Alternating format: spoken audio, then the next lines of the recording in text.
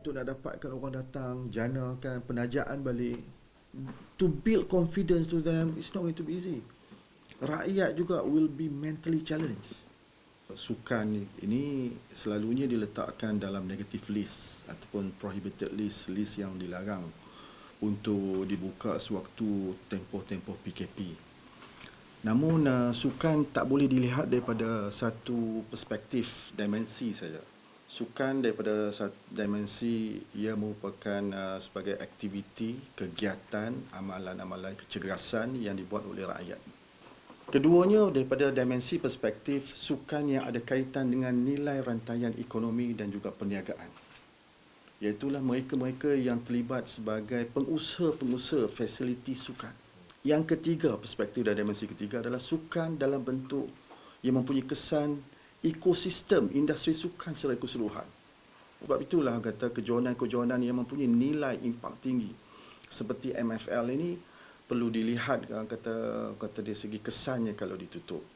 Dan bila mana saya utarakan kata perspektif-perspektif ini, maka alhamdulillah Yang Amat Perdana Menteri mendengar dan memberi penelitian dan minta supaya dibentangkan, KBS membentangkan kepada Jawatan Kuasa Teknikal, dan kita pun dah bentangkan baru ni hari Khamis yang dipengerusikan oleh Dato' Sri Ismail Sabri, dan daripada dapatan yang kita insya-Allah mudah ia diteliti, dan saya kira saya amat optimis bahawa ia akan diberi pertimbangan yang positif juga.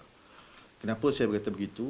Kerana kita mengenengahkan mekanisme-mekanisme yang baru juga. Namun sebagai memberi keyakinan kepada MKN bahawa KBS juga mengemukakan salah satu daripada elemen baru ialah untuk mewujudkan apa yang dipanggil sebagai Sport Bubble Volunteers. Sport Bubble Volunteers ni adalah untuk menjadi pemantau kepada pematuhan tersebut. Kalau kita berjaya menggunakan Sport Bubble konsep, dan sebagaimana template daripada yang dilakukan oleh Thailand, mungkin kita boleh lakukan. Cuma kita nak tengok kesesuaian dan keupayaan persatuan-persatuan sukan itu sendiri untuk menganjurlah, sebab ada kalanya kos dia jauh lebih tinggi.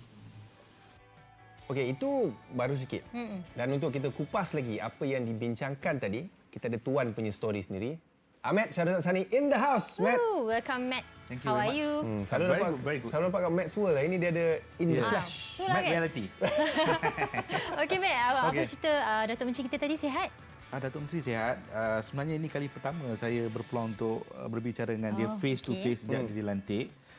Satu penghormatanlah untuk mendengar sendiri perkembangan untuk menghidupkan semula industri sukan negara kita yang kita sedia maklum tenat sekarang ini. Tapi apa yang buat hati saya terbuka adalah keprihatinan KBS, Datuk Menteri sendiri, yang tidak saja melihat sukan sebagai pentas elit tetapi keseluruhan di mana yang membabitkan operator-operator sukan di bawah. Jadi satu SOP yang saya difahamkan telah pun dipanjangkan oleh KBS kepada MKN bersifat holistik lah secara total untuk menghidupkan kembali sukan kita.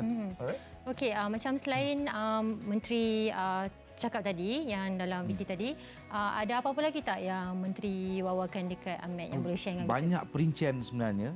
Saya tak boleh nak kongsikan dengan secara mendalam kerana mungkin ia akan memberikan kesan kepada keputusan yang bakal diumumkan MKN nanti. Tapi apa yang saya boleh terangkan, perincian sport bubble ataupun quarantine based training ini akan diperhalusi untuk memastikan bahawa sukan-sukan di pentas elit selain yang ada dekat badminton sekarang ni, Pelik Kiara, dan juga di Majlis Sukan Negara MSN ni boleh berlangsung. Ini membabitkan sukan yang dipertandingkan di luar negeri, antara daerah dan sebagainya. Dan saya dengar bahawa ini merupakan satu SOP yang cukup memberangsangkan, dan saya ingin puji inisiatif KBS untuk mewujudkan sports bubble volunteers.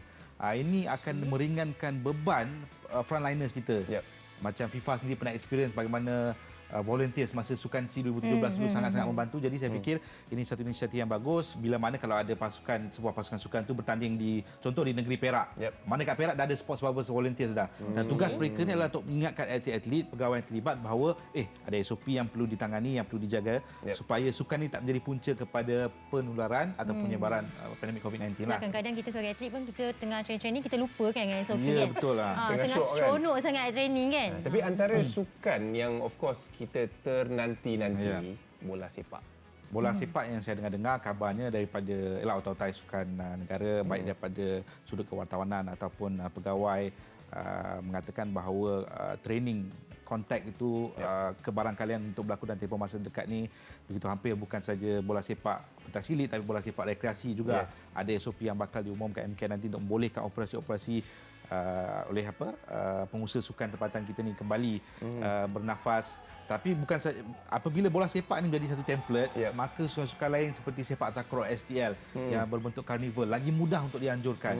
Liga hoki kita yang sangat kita rindu dan mungkin kedatangan netball lah tak lama lagi. Yang ada sikit berbentuk STL. Yes. Dia macam sikit Malaysia tapi ada kelainan dia lah. Macam bola sepak ni kira macam perintis lah. Kalau berjaya maka ia akan membuka semula ruang kepada sukan lain untuk dipertandingkan. Itu yang menjadi agenda daripada KBS, menjadikan satu sukan sebagai template ataupun contoh dan membuka ruang kepada sukan lain lah. And Ahmed, ada info tak bila diorang akan buat pengumuman SOP ni? Yang saya dengar-dengar jugalah. Ada dengar-dengar lagi lah. Akan diumumkan dalam tempoh terdekat, mungkin hari Selasa ni ataupun mungkin selepas sambutan Tahun Baru Cina. Selain daripada SOP ini juga ada usaha-usaha untuk memastikan penganjuran bertaraf antarabangsa itu mungkin lama lagi lah. Perbincangan antara saya, Datuk Menteri Belia dan Sukan kita serta media-media yang turut hadir ada dalam YouTube yang kita akan kongsikan panjang. Ia juga membabitkan usaha-usaha untuk memastikan atlet kita yang berada dalam perancangan untuk Olimpik Tokyo dan juga kejuaraan penting diberi ruang untuk mendapat vaksin juga. So sebab mereka membawa nama Malaysia kan. Mungkin yang kata tak adil kenapa macam hari-hari yang biasa. Kepada atlet yang nak bertanding kat Olimpik lah kan. Kita bagi tu. So itu antara usaha-usahanya lah. Tapi dengar daripada feedback Datuk Seri Rizal tadi, rasa macam tak lama lagi kot. Sports akan kembali mewarnai Malaysia lah. Tak sabar Tak sabar. Tapi Matt, sebelum kita lepaskan awak, satu soalan. Tema hari inilah Liverpool dengan City. Saya terpaksa menyokong kenyataan Irfan Ali sebentar tadi bahawa Liverpool adalah pasukan hebat. Sampai bila Liverpool nak terus dirudung dengan kekalahan? Inilah waktu untuk bangkit, menewaskan Manchester City. Come on Liverpool. YNWA. Okay, Matt. Thank you very much, Matt. Thank you, Matt. Okay, Irfan. Okay, Matt. Thank you. Dan kita akan terus